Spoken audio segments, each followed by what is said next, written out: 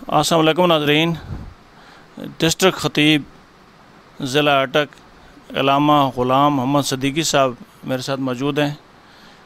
ان سے پوچھتے ہیں جی حج کی اہمیت کیا ہے اور قربانی کی افادیت کیا ہے؟ الحمدللہ رب العالمین والعاقبۃ للمتقین والصلاۃ والسلام علی سید الانبیاء والمرسلین، اما بعد۔ خانہ کعبہ اس کی بڑی عظمت اور شان ہے، مسلمان بخوبی واقف ہیں۔ جب طوفان نوح آیا تو اس وقت یہ کعبہ بنیادوں تک یہ مٹ چکا تھا۔ طوفان نوح جب آیا تو آپ نوح علیہ السلام کی کشتی جب اس مقام پر پہنچی جہاں خانہ کعبہ ہے، یہ زمین اور آسمان کا سنٹر ہے، تو کشتی نے یہاں پھرنا شروع کر دیا، بجائے آگے جانے کے اس نے وہاں طواف کرنا شروع کر دیا۔ جب طوفان نوح ختم ہوا اس کے بعد جد الانبیاء سیدنا حضرت ابراہیم علیہ السلام نے نئے سرے سے کعبہ کی تعمیر فرمائی۔ آپ کے بیٹے سیدنا حضرت اسماعیل علیہ السلام، جن کی اولاد میں سید الانبیاء حبیب کبریا امام الانبیاء سید المرسلین حضرت محمد مصطفیٰ صلی اللہ علیہ وسلم جن کی اولاد میں ہیں، حضرت اسماعیل علیہ السلام اور حضرت ابراہیم علیہ السلام باپ اور بیٹے نے 5 مختلف پہاڑوں سے مختلف پتھر اٹھا کر لائے اور اس سے خانہ کعبہ کی تعمیر فرمائی۔ حضرت ابراہیم علیہ السلام نے وہاں کھڑے ہو کر چاروں طرف منہ کر کے آواز دی، یا ایھا الناس کتب علیکم الحج، اے لوگو تم پر حج فرض کر دیا گیا ہے۔ وہاں کوئی آدمی موجود نہیں تھا۔ یہ سمجھنے کی باتیں ہوتی ہیں، جو باپوں کے سلموں میں تھے انہوں نے وہاں سنا، جو ماں کے پیٹوں میں تھے انہوں نے وہاں سنا، جو عالم ارواح میں تھے انہوں نے وہاں سنا۔ جس نے جتنی مرتبہ لبیک کہا وہ اتنی مرتبہ حج کرے گا۔ جس کی روح خاموش رہی اس کی قسمت میں حج نہیں ہے۔ میدان عرفات میں جب حاجی پہنچتا ہے تو میدان عرفات میں پہنچنے سے حاجی ہو جاتا ہے۔ حج کا کوئی نماز نہیں ہے، میدان عرفات میں پہنچنا حج ہے، اور ایسے ہی سرکار نے کیا۔ اور حج کا طریقہ اسلام میں یہ ہے کہ گناہ گار سیاکار بندہ پاپی عیبی آدمی جاتے ہیں وہاں، تو خانہ کعبہ میں جا کے حج پہلے کرو۔ کیوں کہ حج مدینہ شریف میں جانے کے لیے وضو ہے۔ جس طرح ہم نماز پڑھتے ہیں، نماز سے پہلے وضو کرتے ہیں، وضو نہیں نماز نہیں۔ لیکن حاجی جب جاتا ہے تو حاجی کا پہلے حج کرنا یہ مدینہ شریف حضور کی بارگاہ میں جانے کے لیے وضو ہے، اور پھر فرمایا کہ میرے محبوب کی بارگاہ میں آؤ۔ کیونکہ حاجی جب وہاں خانہ کعبہ شریف میں پہنچتا ہے تو خانہ کعبہ کا ایک ایک پتھر گواہی دیتا ہے کہ حاجی تیرا بال بال میں نے پاک کر دیا۔ اور پھر خانہ کعبہ کا جو وہ میزاب رحمت ہے، جس کو اپنی زبان میں پرنالہ کہتے ہیں، سونے کا ہے، وہ ادھر مدینہ شریف کی طرف رخ کر کے اشارہ کر رہا ہے کہ حاجیو آؤ شہنشاہ کا روضہ دیکھو، کعبہ تو دیکھ چکے، اب کعبے کا کعبہ دیکھو۔ حضرت اسماعیل علیہ السلام شیرخوار بچے ہیں۔ حضرت ابراہیم علیہ السلام چلے گئے، آپ اپنے بچے کے لیے صفا مروہ پہاڑی پر دوڑیں، ادھر جاتی ہیں، دین کے لیے نہیں، دین کا کوئی رکن نہیں، کوئی بات نہیں، اپنے بچے کے پانی کی تلاش میں۔ کہ اللہ تبارک و تعالیٰ نے یہ ادا اتنی پسند آئی کہ اللہ نے یہ دوڑنا دین بنا لیا، اور ہر بندے پر یہ ہر حاجی پر ضروری کر دیا، اور اس مقام پر پھر انبیاء دوڑے، پھر اولیاء دوڑے۔ مطلب یہ ہے کہ حج جو ہے، حج اللہ والوں کی اداؤں کا نام حج ہے۔ مسلمانوں نے کیا کیا؟ مسلمانوں نے قربانی والی عید کو گوشت کے حوالے کر دیا، یہ گوشت والی عید ہے، 2 دمبے لو، بیل لو، جو کچھ کرو، پتہ شتہ کونی کہ اس کا کیا کرنا ہے۔ وہ کہتے ہیں کہ 3 حصے بناؤ، ایک ادھر کرو، یہ ساری چیزیں فرلو ہیں۔ اس کی حقیقت کو جاننا چاہیے۔ پیاری سے پیاری چیز کو اللہ کی بارگاہ میں پیش کرنا، یہ قربانی ہے۔ یہ آپ کا مطلب تھا حضرت ابراہیم علیہ السلام کا۔ اور مسلمانوں نے 10 محرم والی قربانی کو مجلس کے حوالے کر دیا. محفلیں کراؤ، جلسے کراؤ، علماء بلاؤ، نعت خوانیاں کراؤ. ان کا مقصد نہیں ہے. امام حسین کا مقصد ہے دین کو، ایک ہے دین کو پھیلانا، ایک ہے دین کو بچانا. دین پھیلتا ہے کرامت سے، بچتا ہے استقامت سے. حضرت خواجہ معین الدین چشتی اجمیری نے، والی ہندوستان نے انڈیا میں کرامت دکھائی. امام حسین نے کربلا میں استقامت دکھائی. اس لیے کہ کرامت کے لیے، دین پھیلانے کے لیے کردار چاہیے اور دین بچانے کے لیے تلوار چاہیے. یہ امام حسین نے کیا ہے. 10 محرم والی قربانی کا مطلب یہ ہے کہ دین کو بچاؤ. اور یہ جو 10 ذی الحج والی قربانی ہے، اس کا مطلب یہ ہے کہ پیاری سی پیاری چیز اللہ کی راہ میں پیش کرو. آج کل تو خیر ایسا دور آ گیا ہے کہ اپنے مکانوں کو خون اور اس سے بچانے کے لیے، گوبر سے بچانے کے لیے لوگ بڑے بڑے عہدوں پر فیض جو لوگ ہیں، بڑی بڑی ریاستوں کے جو مالک ہیں، پراپرٹیوں کے مالک ہیں، وہ قربانی نہیں کرتے کہ یہ گاند ہوتا ہے، یہاں خون ہوتا ہے. ویسے آج کل تو ذبح کرنے والے بھی نہیں ملتے. اس فارمولے کے تحت لوگ قربانی نہیں کرتے. نہیں، قربانی ضروری ہے اور یہ واجب ہے. یہ حضرت ابراہیم علیہ السلام کی سنت ہے اور صاحب استطاعت پر ہے. جس پر حج فرض ہے، اس پر زکوٰۃ فرض ہے، اس پر قربانی فرض ہے. اور میں یہ امید میرا یہ میسج ہے کہ نبی پاک علیہ الصلوۃ والسلام کا عشق، حضور کی محبت اور نبی پاک صلی اللہ علیہ وسلم کا طریقہ، سب چیزیں، حج بھی اس میں موجود ہے، اس میں قربانی بھی موجود ہے، اس میں زندگی گزارنے کے طریقے موجود ہیں. حضور علیہ الصلوۃ والسلام کا اسوہ حسنہ حضور کی امت کے مردوں کے لیے کافی ہے، اور حضور علیہ الصلوۃ والسلام کی امت کی عورتوں کے لیے نبی پاک کی بیٹی ملکہ فردوس بنی حضرت فاطمہ الزہرا رضی اللہ تعالیٰ عنہ کا طریقہ. اقبال نے فرمایا کہ فطرت تو جذبہ دارت بلند، عورتوں کو خطاب ہے. علامہ صاحب فرماتے ہیں فطرت تو جذبہ دارت بلند، اے عورت تیرا بڑا مقام ہے، تو نبی کی ماں ہے، تو ولی کی ماں ہے، تو شہید کی ماں ہے. اپنے مقام کو پہچان اور چشم ہوش از اسوہ زہرا مبن. اے حضور کی امت کی عورتوں، حضرت فاطمہ زہرا رضی اللہ تعالیٰ عنہ کے اسوہ حسنہ سے منہ نہ موڑو ورنہ نقصان ہوگا. اور حضور کی امت کے مردوں، نبی پاک علیہ الصلوۃ والسلام کے طریقے سے منہ نہ موڑو، اس میں تمہاری کامیابی نہیں ہے. نبی پاک کے طریقہ، حضور کا اسوہ حسنہ اپناؤ. اور آسان ہے. نبی پاک نے جھوٹ سے منع فرمایا، نبی پاک نے ظلم سے منع فرمایا، زیادتی سے منع فرمایا. یہ چند چیزیں، ایک انسان چھوٹا ہے یا بڑا ہے، جوان لڑکا ہے یا بڑا ہے، وہ جھوٹ چھوڑ دے تو اس کو پتہ نہیں کتنے اس کے فائدے ہوں گے. میں امید رکھتا ہوں کہ لوگ حرام سے بھی بچیں گے، لوگ جھوٹ بھی نہیں کریں گے، لوگ زیادتی بھی نہیں کریں گے. یہ ان چیزوں کا نام دین ہے. زیادتی نہ کرنا، ظلم نہ کرنا، جھوٹ نہ بولنا، دوسرے کی مدد کرنا، دوسرے کو فائدہ پہنچانا، یہ دین ہے. اور جو ہم کام کرتے ہیں، نماز پڑھتے ہیں، تلاوت کرتے ہیں، حج کرتے ہیں، زکوٰۃ دیتے ہیں، یہ دین میں ہے. اللہ تعالیٰ عمل کی توفیق عطا فرمائے. وآخر دعوانا الحمدللہ رب العالمین. السلام علیکم ناظرین. مولانا شیر زمان صاحب ہمارے ساتھ موجود ہیں. ان سے پوچھتے ہیں جی کہ حج کی اہمیت اور قربانی کی افادیت سے ہمارے ناظرین کو آگاہ کریں. نحمد و نصلی علی رسول الکریم. اما بعد فاعوذ باللہ من الشیطان الرجیم. بسم اللہ الرحمن الرحیم.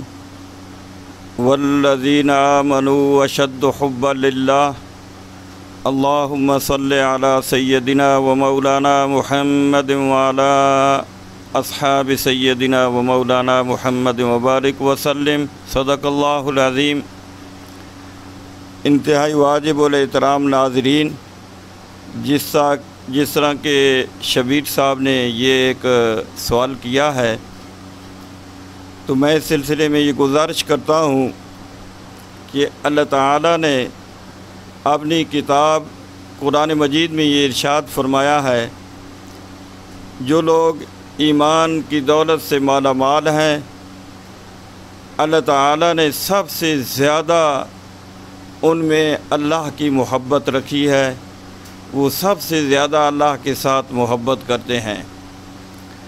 اسی ایمانی دولت کی وجہ سے ایمان والے لوگ جس طرح کے اللہ کے رسول کے ساتھ محبت کرتے ہیں، اللہ کے دین کے ساتھ محبت کرتے ہیں، اسی طرح اللہ کے ساتھ بھی وہ سب سے زیادہ محبت کرتے ہیں۔ تو ظاہر بات ہے جب اللہ کے ساتھ ایمان والوں کو محبت ہے اور وہ ایک عشق کے درجہ کی محبت ہے، تو جب بھی کسی کے دل کے اندر عشق موجود ہو، اس جذبہ سے وہ سرشار ہو، اس کی اس جذبہ کی تسکین کے لیے ظاہری طور پر کوئی نہ کوئی عمل کیا جاتا ہے۔ تو حج یہ اسلام کے بنیادی ارکان میں سے ایک اہم رکن ہے، اور فریضہ حج کی ادائیگی یہ گویا کہ اسی جذبہ عشق کی تسکین ہے۔ جب ایک آدمی احرام باندھ لیتا ہے، احرام باندھنے کے بعد وہ عاشقانہ حلیہ اختیار کر لیتا ہے، عاشقانہ لباس پہن لیتا ہے، تو لبیک اللہم لبیک لا شریک لک لبیک ان الحمد والنعمت لک، یہ تلبیہ پڑھتا ہے، یہ ترانہ پڑھتا ہے، تو اللہ کے ساتھ محبت کا اظہار کرتے ہوئے اللہ کے دربار میں اپنی حاضری لگاتا ہے۔ تو احرام پہننے کے بعد یہ تلبیہ بھی پڑھتا ہے، اور پھر وہ حج کے تمام افعال گویا کہ وہ حضرت ابراہیم خلیل اللہ کی اداؤں کا نام ہے۔ حضرت ابراہیم خلیل اللہ، ان کو اللہ نے اپنا خلیل بنایا تھا، اپنا دوست بنایا تھا، اسی وجہ سے کہ انہوں نے اللہ کے ساتھ سچی محبت اور اللہ کے ساتھ عشق کا اظہار کیا تھا، یہاں تک کہ اللہ کی وجہ سے، اللہ کی وحدانیت کی وجہ سے اپنا سب کچھ قربان کر دیا تھا۔ انہوں نے اپنے گھر کو خیر آباد کیا، اور اللہ کی محبت کی خاطر انہوں نے آگ کے اندر جانا بھی پسند کر لیا، یہاں تک کہ اللہ تعالیٰ نے ان کے لیے اس آگ کو گلزار بنا دیا۔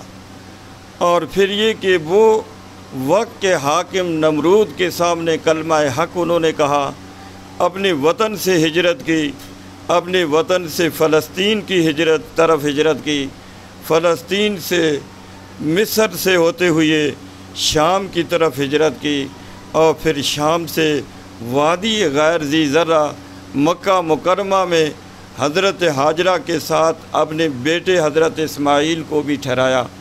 یہ سب کی سب اللہ کی خاطر ان کا وہ جذبہ محبت اور عشق کا اظہار تھا۔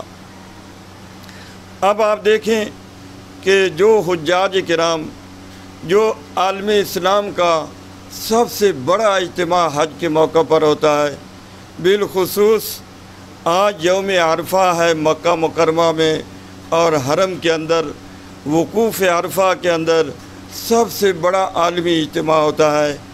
اسلامی دنیا کے اندر ایک قوت کا بھی اظہار ہوتا ہے۔ اتنے بڑے اجتماع کے اندر اللہ کے سامنے وہ لبیک اللہم لبیک لا شریک لک لبیک ان الحمد والنعمت لک، یہ تلبیہ بھی پڑھی جاتی ہے۔ پھر یہ کہ ایام تشریق بھی شروع ہو جاتے ہیں یوم عرفہ سے، صبح فجر سے لے کر 13ویں کی عصر تک یہ تکبیرات تشریق پڑھی جاتی ہیں۔ اللہ اکبر لا الہ الا اللہ واللہ اکبر اللہ اکبر وللہ الحمد، یہ تکبیرات تشریق۔ پھر تمام کے تمام عالم اسلام کے مسلمان ہر فرض نماز کے بعد اللہ کی کبریائی اور اللہ کی عظمت کا اظہار کرتے ہیں۔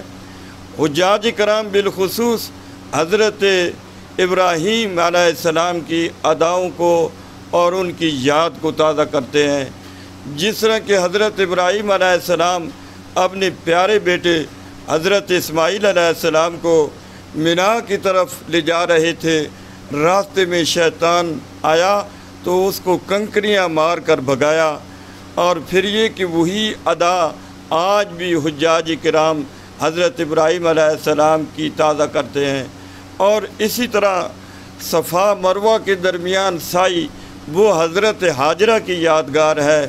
پھر قربانی جس کو اللہ تبارک و تعالی نے ان ھذا لہو البلاء المبین بڑی آزمائش قرار دیا ہے، وہ بھی حضرت اسماعیل علیہ السلام کے گلے پر ابراہیم خلیل اللہ نے اپنی پیارے بیٹے کی محبت کو اللہ کی محبت کی خاطر قربان کیا۔ تو یہ ایک بہت بڑی آزمائش تھی۔ تو اللہ تعالیٰ نے پھر یہ کہ بجائے اس کے کہ اسماعیل کے گلے پر چھری چلے، حضرت ابراہیم علیہ السلام کی طرف جنت سے ایک مینڈا اور دمبا بھیج دیا۔ وَفَدَيْنَاهُ بِذِبْحٍ عَظِيمٍ۔ اللہ تعالیٰ نے حضرت ابراہیم علیہ السلام کو فرمایا کہ آپ بڑی آزمائش کے اندر پورے اترے ہیں، تو اس لیے اب اس دمبا کو ذبح کیجئے۔ آج یہ قربانیاں جو ہم کرتے ہیں یہ حضرت ابراہیم کی یادگار ہے۔ دنیا کے اندر لوگ یادگاریں قائم کرتے ہیں۔ آج ہمارے ملک کے اندر ہماری ایک یادگار مینار پاکستان بھی ہے۔ اس طرح قوم سمود اور قوم عاد وہ بڑی جگہ جب کوئی پہاڑی ٹیلہ دیکھتے تو وہاں یادگاریں بناتے تھے۔ لیکن دنیا کے اندر جتنی بھی یادگاریں ہیں عجائب گھروں کے اندر یہ کسی خاص واقعے کی طرف تو اشارہ کرتی ہیں، کسی خاص ایک قصہ کی یادگار تو ہیں، لیکن یہ یادگاریں وہ ہیں کہ جو عبادت نہیں کہلاتی، لیکن بوسیدہ بھی ہو جاتی ہیں، ختم بھی ہو جاتی ہیں۔ لیکن حضرت ابراہیم علیہ السلام کی یادگار قربانی اللہ تعالیٰ نے اس کو قیامت تک کے لیے باقی رکھنا ہے۔ اور پھر یہ کہ اسی جذبہ ابراہیمی کے ساتھ جب یہ ایک مسلمان یہ قربانی کرتا ہے، شاعر اللہ میں سے ہے، اللہ کی یادگار ہے، تو گویا کہ یہ بھی حضرت ابراہیم علیہ السلام کی اس قربانی کی یاد کو تازہ کرتا ہے، اور یہ قیامت تک یاد تازہ ہوتی رہے گی۔ تو اس لیے حجاج کرام ہوں یا جو مسلمان قربانی کرتے ہیں، یہ سب کی سب اللہ کے ساتھ محبت اور عشق کے جذبہ تسکین کا نام ہے۔ تو یہی وہ عشق ہے کہ جس کے بارے میں کہا جاتا ہے یہ فیضان نظر تھا، یہ فیضان نظر تھا یا مکتب کی کرامت تھی کہ اسماعیل کو کس نے سکھا دیے آداب فرزندی۔ تو یہ آداب فرزندی حضرت ابراہیم علیہ السلام اور حضرت حاجرہ کی گود میں اسماعیل علیہ السلام نے سیکھے تھے۔ آج مسلمان حج کے اجتماع سے اور قربانی کے عمل سے یہ سیکھ سکتا ہے کہ ہمیں اپنی خواہشات کو قربان کرتے ہوئے اللہ اور اللہ کے رسول کی محبت اور عشق میں سرشار ہو کر اپنی تمام ناجائز خواہشات کو چھوڑ کر محض اللہ کو راضی کرنے کے لیے، اللہ کی رضا کے لیے ہمیں قربانیاں دینی چاہیے۔ اور یہی وہ جذبہ ہے کہ جس کی وجہ سے عالم اسلام کے اندر جہاں مسلمان مظلوم ہیں، فلسطین ہو یا افغانستان، کشمیر ہو، یہ مسلمانوں کے اسی جذبہ کے ساتھ مسلمان مظلومیت سے نکل کر اور عالمی سامراج سے آزاد ہو کر اسلام کا غلبہ اور اسلامی دنیا کے اندر مسلمانوں کا غلبہ ہوگا۔ تو اسی جذبہ قربانی کے ساتھ، اسی جذبہ عشق کے ساتھ، یہی ایک مسلمان کی اور عالم اسلام کی ایک امتیازی خصوصیت ہے، جس کو ہم لے کر چلیں گے تو پھر وہ دن دور نہیں جب ہم اپنے اللہ کو راضی بھی کریں گے، دنیا اور آخرت کے اندر بھی انشاءاللہ ہم سرخرو ہوں گے۔ وما علینا الا البلاغ۔ ناظرین، آپ نے دونوں علماء کرام کا موقف سنا۔ اسی کے ساتھ مجھے اٹک ٹو ڈی نیوز سے اجازت دیجیے۔ میرے چینل کو سبسکرائب کیجیے۔ اللہ حافظ۔